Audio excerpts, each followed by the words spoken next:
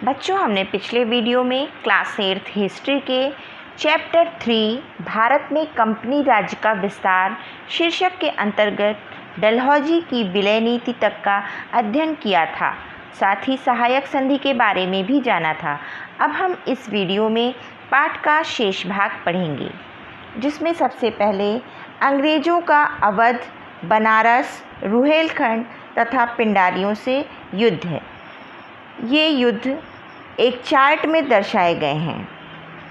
पहला युद्ध हुआ था अवध का युद्ध कहलाता है, जो 1856 ईस्वी में ये लॉर्ड डलहौजी तथा नवाब वाजिद अली शाह के बीच हुआ था, जिसमें नवाब वाजिद अली शाह पर कुशासन तथा अकर्मण्यता का आरोप लगाया गया था और इस युद्ध के परिणाम स्वरूप अवध राज्य को अंग्रेजी राज्य में मिला लिया गया।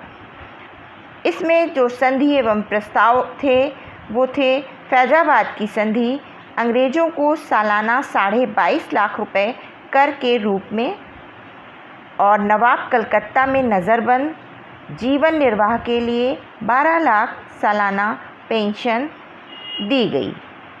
दूसरा युद्ध हुआ था रुहेलखंड 1773 ईस्वी में, जो अंग्रेज अवध के नवाब से मिलकर तथा रुहेला सरदार हाफिज़ रहमत खां के मध्य हुआ था।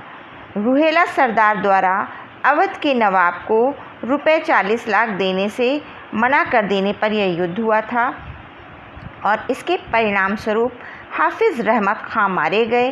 रुहेलखंड के अधिकांश भाग को अवध राज्य में मिला लिया गया और शेष भाग पर रामपुर की रियासत स्थापित हो गई।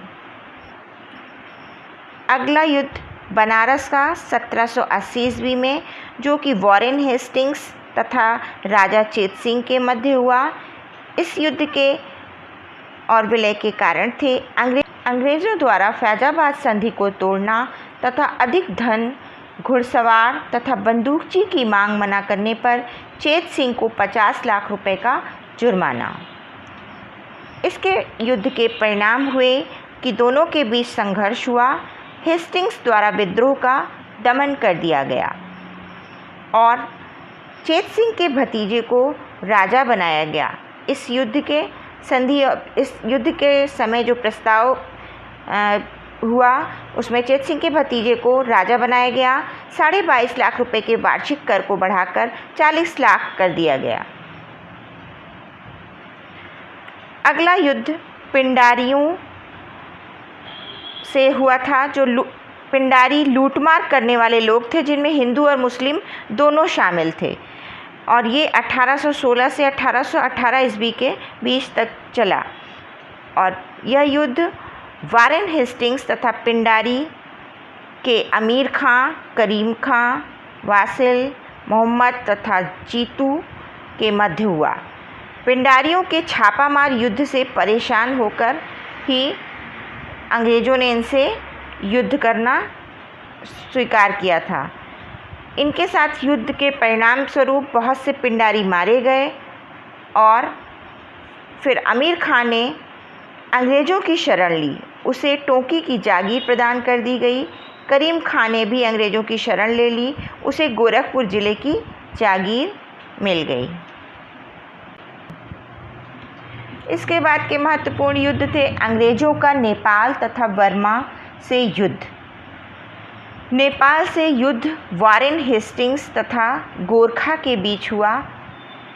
सन 1814 ईस्वी में गोरखों द्वारा अंग्रेज़ों के अधीन बस्ती ज़िले के निकट शिवराज और बुटवल क्षेत्रों पर अधिकार करने के कारण, जिसके परिणाम स्वरूप अंततः गोरखे पराजित हुए और 1816 ईस्वी में सिगौली की संधि, अंग्रेज़ों को कुमायूं, गढ़वाल क्षेत्र, हिमालय पर्वत का तराई क्षेत्रों का मिलना, गोरखों द्वारा सिक्किम पर अधिकार छोड़ना, नेपाल की राजधानी काठमांडू में एक अंग्रेज़ रेजिडेंट रहने लगा, ये सारे प्रस्ताव थे। दूसरा युद्ध था बर्मा का प्रथम युद्ध, 1824 से 1826 ईस्वी के मध्य हुआ, जो कि एंग्लो बर्मीज़ युद्ध कहलाया। और ये लॉर्ड एमहर्स्ट नामक अंग्रेज और बर्मीज़ लोगों के बीच हुआ, जिसमें बर्मीज़ द्वारा अंग्रेज़ों से चटगांव, ढाका, मुर्शिदाबाद तथा कासिम बाज़ार क्षेत्र की मांग की गई थी। और इसके परिणाम स्वरूप अंग्रेज़ों की विजय हो गई और उन्होंने यांगून पर अपना अधिकार कर लिया। इस युद्ध के परिणाम स्वरूप जो प्रस्ताव लाए गए, जो संधियां की गईं, उनमें 1826 ईस्वी में यांडबू की संधि हुई। अंग्रेज़ों को अराकान तथा तनासरिम के प्रदेश प्राप्त हुए। मणिपुर को स्वतंत्र राज्य घोषित किया गया। बर्मा और अंग्रेज़ों के मध्य व्यापारिक समझौता हो गया। फिर एंग्लो बर्मीज़ का जो द्वितीय युद्ध हुआ वो 1852 में हुआ, जिनमें लॉर्ड डलहौजी और बर्मीज़ के मध्य हुआ। और इस युद्ध के कारण थे अंग्रेज़ व्यापारियों द्वारा सरकार के नियमों का उल्लंघन करना। युद्ध के परिणाम स्वरूप बर्मीज़ पराजित हुए और मर्तबान और यांगून पर अंग्रेज़ों का अधिकार हो गया। बर्मा का समूचा दक्षिणी भाग अंग्रेज़ों के अधिकार में आ गया। इसके बाद हम नेक्स्ट चार्ट में अंग्रेज़ों का अफ़गान, सिंध तथा सिखों से युद्ध देखेंगे। अफ़गान युद्ध 1838 से 1842 ईस्वी के मध्य लॉर्ड ऑकलैंड तथा अफ़गानियों के बीच हुआ। इस युद्ध और विलय के कारण थे अंग्रेज़ों को रूसी आक्रमण का भय, क्योंकि रूस एशिया में अपने प्रभाव को बढ़ा रहा था। इसका परिणाम हुआ कि अंग्रेज़ों को भारी क्षति हुई। शाह शुजा रणजीत सिंह और अंग्रेज़ों के बीच एक त्रिपक्षीय संधि हुई। इसमें शाह शुजा को अफ़गानिस्तान की गद्दी पर बिठाना तय हुआ। इसमें दूसरा महत्वपूर्ण युद्ध था सिंध युद्ध, जो 1843 ईस्वी में हुआ और अंग्रेज अधिकारी लॉर्ड एलनबरो तथा सिंध के शासक के बीच हुआ। इसके युद्ध के जो कारण थे उनमें अंग्रेज़ों द्वारा सिंध प्रांत को अपने राज्य में मिलाने की इच्छा, और इसके परिणाम स्वरूप सिंध के अमीर पराजित हुए। सिंध प्रांत को अंग्रेजी राज्य में इसके परिणाम स्वरूप मिला लिया गया।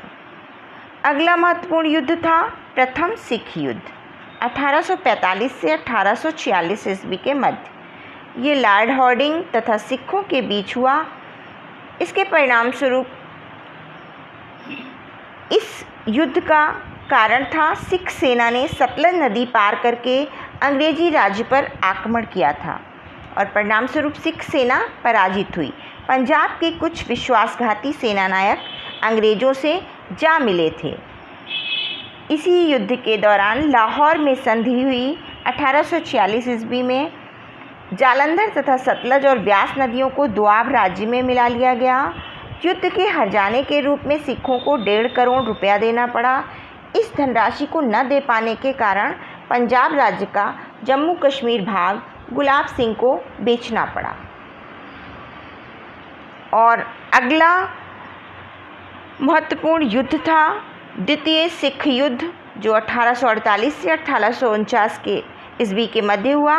ये अंग्रेज अधिकारी लॉर्ड डलहौजी तथा सिखों के बीच हुआ दूसरा युद्ध था, जिसमें अंग्रेज़ों द्वारा सिखों के मुल्तान के दुर्ग पर अधिकार को लेने का कारण बताया गया था। परिणाम स्वरूप सिख सेना अंग्रेज़ों से पराजित हुई और अंग्रेज़ों का 1849 ईस्वी में पंजाब पर पूर्ण अधिकार हो गया।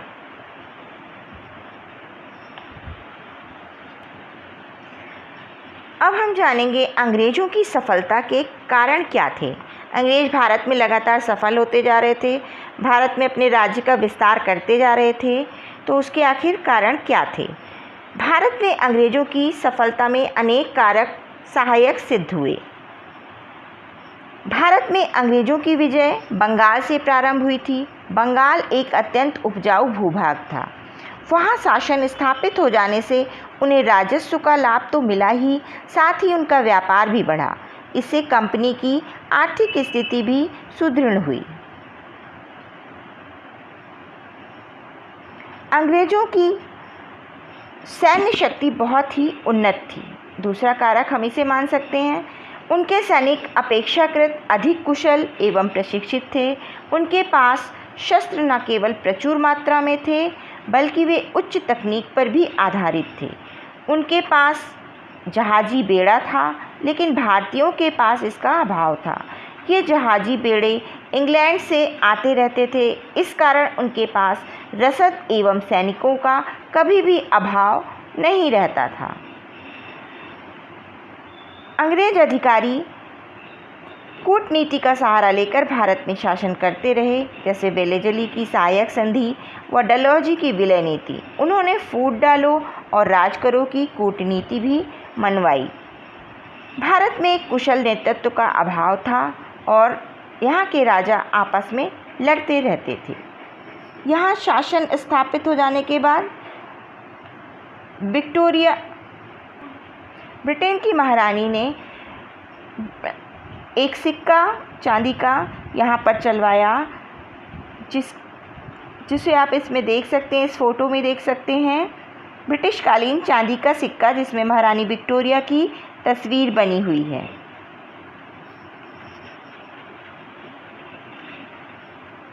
दो शासकों में जब कभी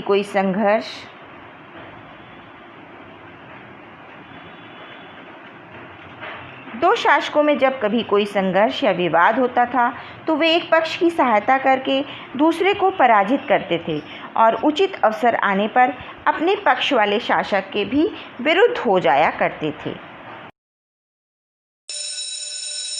हम इस पाठ से संबंधित अभ्यास के प्रश्नों को देखते हैं।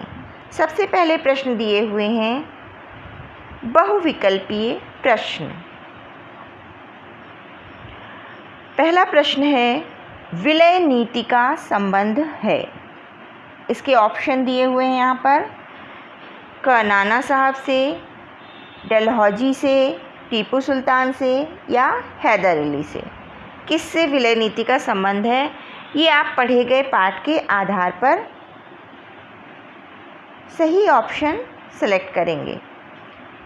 इसी तरह का दूसरा बहुविकल्पीय प्रश्न है, पानीपत के तृतीय युद्ध में मराठा संघ को पराजित किया। किसने पराजित किया? अहमद शाह अब्दाली ने, नादिर शाह ने, शाह शुजा ने या फिर जमाल खां ने।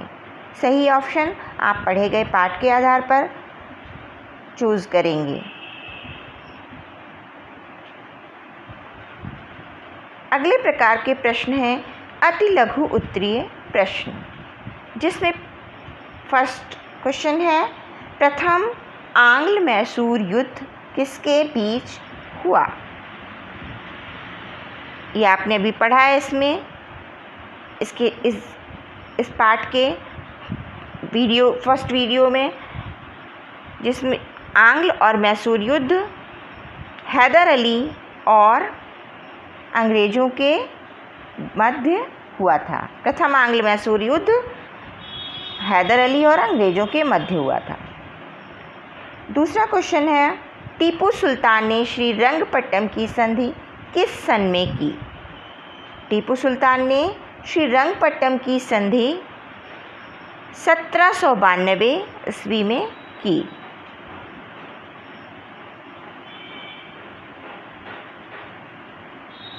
इसके बाद लघु उत्तरीय प्रश्न हैं, जिनमें प्रथम प्रश्न है, प्रथम मराठा युद्ध के बारे में लिखिए। उत्तर, प्रथम मराठा युद्ध अंग्रेज़ों और मराठों के बीच 1775 से 1782 तक लगभग 7 वर्षों तक चला, किंतु नाना फड़नवीस के कुशल नेतृत्व के तथा मराठों की सैन्य शक्ति के आगे अंग्रेज़ों को अधिक सफलता न मिल सकी और अंत में सालबाई नामक स्थान पर 1782 ईस्वी में दोनों पक्षों में संधि हो गई। प्रश्न 2, सहायक संधि क्या थी? सहायक संधि इसके उत्तर में हम लिखेंगे, लॉर्ड वेलेजली ने देशी राजाओं को अपने अधीन करने की योजना बनाई जो सहायक संधि कहलाई। इसके अंतर्गत देशी राजाओं को दबाव डालकर अंग्रेज़ों के संरक्षण में भेजा गया तथा उसके बदले में अंग्रेजी राज्य ने उनकी आंतरिक सुरक्षा एवं बाह्य शक्तियों से सुरक्षा करने का दायित्व अपने ऊपर ले लिया। इसके अतिरिक्त एक दीर्घ उत्तरीय प्रश्न दिया हुआ है कि डलहौजी की राज्य हड़पने की नीति क्या थी और इस नीति के उद्देश्य क्या उद्देश्य थे। इसका आंसर हम लिखेंगे, लॉर्ड डलहौजी की राज्य हड़पने की नीति के अंतर्गत उसने यह नियम घोषित किया कि भारत के जिन जिन राजाओं को कोई पुत्र ना हो वे अंग्रेज़ों की अनुमति के बिना किसी को गोद ले नहीं सकते। हिंदू धर्म की मान्यता के अनुसार प्रत्येक संतानहीन व्यक्ति को गोद लेने का अधिकार प्राप्त है, किंतु डलहौजी ने अंग्रेजी राज्य के अधीन किसी संतानहीन भारतीय नरेश को गोद लेने के अधिकार का निषेध कर दिया। प्रोजेक्ट वर्क में आपको दक्षिण भारत के युद्धों को चार्ट पेपर पर बनाना है जिसके द्वारा वहाँ अंग्रेजी राज्य स्थापित हुए। इसमें आपकी हेल्प के लिए बता देती हूँ कि आपको इसमें चारों मैसूर युद्ध के स्थानों को दर्शाना है, जिसमें से वह स्थान हैं अर्काट, कोचीन, त्रावणकोर, कोयम्बटूर, बारामहल, डिडीगुल तथा मालाबार और श्रीरंगपट्टम, जहाँ पर अंग्रेजी राज्य स्थापित हुए।